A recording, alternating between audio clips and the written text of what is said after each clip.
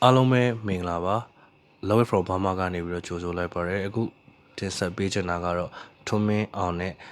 Tutor Prota တို့ရဲ့တွဲဆိုင်အကြောင်းကျွန်တော်ပွဲကြိုသုံးသပ်ချက်နဲ့တင်ဆက်ပေးချင်တာပေါ့နော်ဒီတွဲဆိုင်ကိုတော့ကျွန်တော်တို့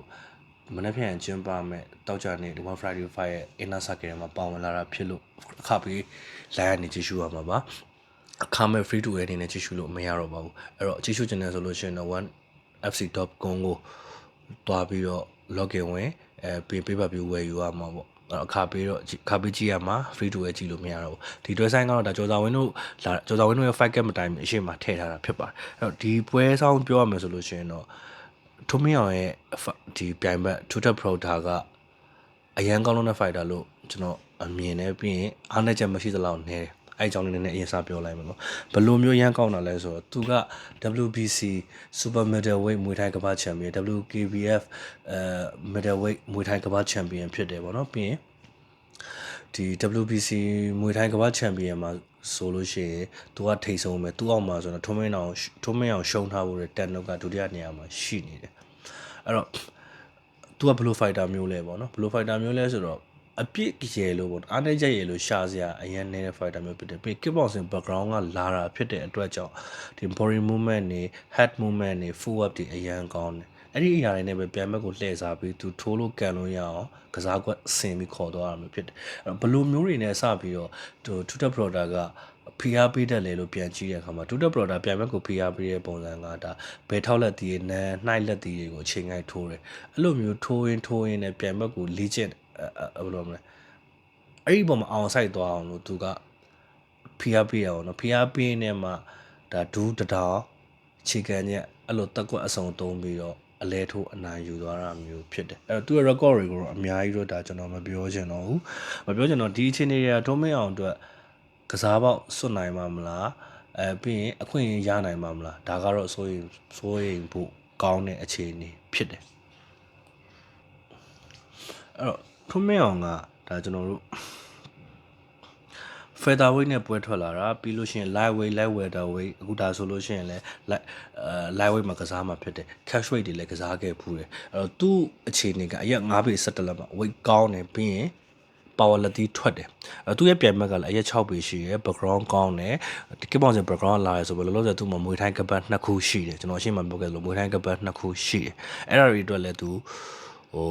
ပုံစံအစုံနဲ့တက်တည်ပြပြီးသားအခြေအနေလို့ဒါကျွန်တော်တို့ပြောလို့ရတယ်ဒီထုံးမင်းအောင်ကအစာပိုင်းပွဲတွေမှာတော့ရှုံးလိုက်နိုင်လည်းရုန်းကန်ခဲ့ရပေမဲ့နောက်ပိုင်းပွဲစဉ်တွေမှာတော့လက်ဆွမ်းဆောင်ရည်တိုးတက်လာတဲ့သဘောမျိုးရှိတယ်ဒါပေမဲ့ထုံးမင်းအောင်ကိုကျွန်တော်တို့ငယ်ငယ်တုန်းကဟိုတာချောလာဆိုတဲ့နာမည်နဲ့ရှင်မြတ်ထိုးသက်ခဲ့တုန်းကတော့လင်မြန်မှုမျိုးတော့မတွေ့ရတော့ဘူးဒါကလည်းသူ့ရဲ့ခန္ဓာကိုယ်တိဆောက်ပုံ weight တက်လာတာကြောင့်လည်းပါတယ်အဲ့တော့ပြဿနာကဘာလဲဆိုတော့ထုံးမင်းအောင်ကတပေါက်ကောင်းထိုးဖို့စောင့်တာမြင်လာတော့မသိဘူးသူဘယ်တစ်ပေါက်ကိုထိုးကောင်းကောင်းထိုးနိုင်မှု clean shot ရနိုင်မှုပြီးစစ်ပြီးတဲ့ထိုးနိုင်မှုသူအမြဲတမ်းစောင့်တာဒါပေမဲ့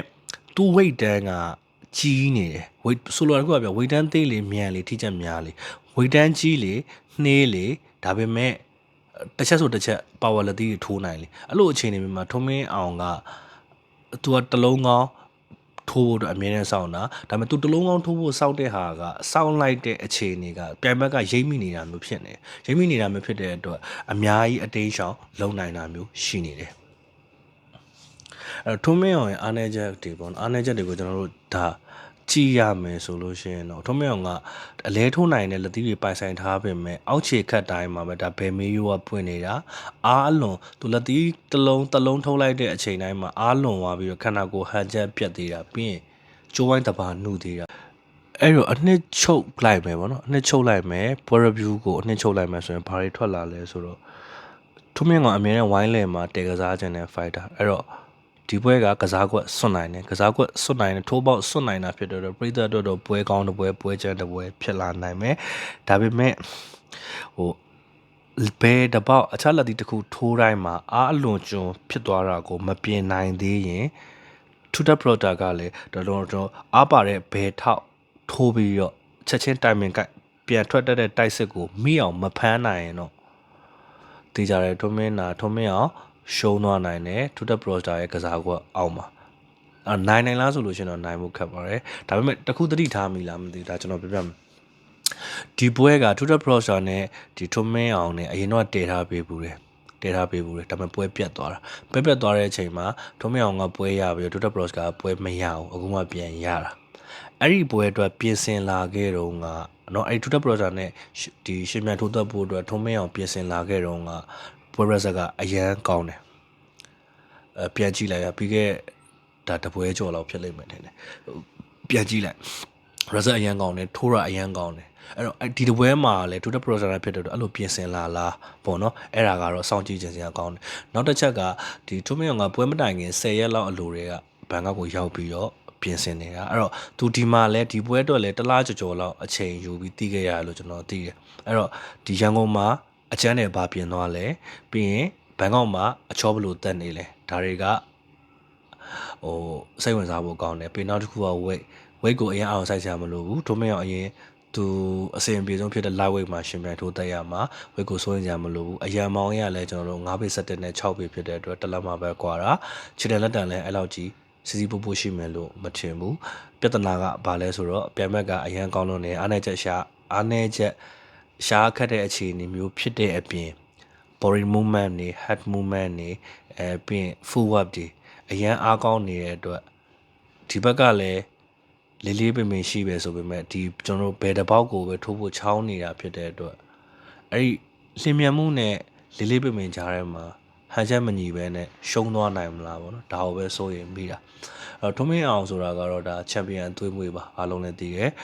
ငယ်လေးကလက်ဝဲကြိုးဝဲနဲ့နေဆက်တယ်ပြီးအခုဖြစ်တဲ့ချန်ပီယံဖြစ်ဖို့တဲ့ထွန်းထွန်းမင်းနဲ့နေလာတာအဖေတွေကအစလက်ဝဲအတိုင်းဝိုင်းနဲ့နေလာတာဖြစ်တော့သူ့ရဲ့သွာလာနေထိုင်စားတောက်မှုပုံစံမှာကိုကလက်ဝဲနဲ့ပတ်သက်တဲ့ဝိညာဉ်ကဆွဲကပ်ပြီးသားအဲ့တော့ဒီ fighter ကိုကကျွန်တော်ဖြစ်စေခြင်းတဲ့ထဲမှာတော့ကျွန်တော်လည်းပါတယ်အဲ့တော့ဒီပွဲကိုလည်းနိုင်စေခြင်းတယ်အဲ့တော့ဘယ်လိုအားနည်းချက်တွေဘယ်လိုပြင်ဆင်လာလဲပြီးရင်အရှိတပွဲတုန်းကလို့ Twitter product နဲ့ပထမတစ်ခေါက်တော့ပွဲပြတ်တဲ့ပွဲတုန်းကလို့ပြင်ဆင်လာခဲ့ရင်တော့ဒီဘက်မှာအသာစီရယူနိုင်မလားပြီးရင်သူ့ရဲ့ခန္ဓာကိုယ်ကျုံသွားတာတွေ body အားမမျှထိန်းနိုင်တာတွေပြီးကျုံဝဲတဘာနုတာတွေဒါတွေကိုပြင်ဆင်နိုင်မလားပေါ့နော်အဲ့ဒီအချက်တွေကနေပဲနိုင်ပွဲပြန်ရယူနိုင်မလားဒါတော့စောင့်ကြည့်သွားမှာဖြစ်တယ်အဲ့တော့တယောက်ချင်းစီတိုင်းကိုကျေးဇူးတင်ပါတယ်ကျွန်တော်တို့ပွဲပြီးသုံးသက်ချက်နဲ့တူကျွန်တော်ပြန်လာခဲ့ပါမယ်စောင့်မျှော်အားပေးခဲ့ကြတဲ့ဘော်ရာတွေလည်းကျေးဇူးအများကြီးတင်ပါတယ်ဗျ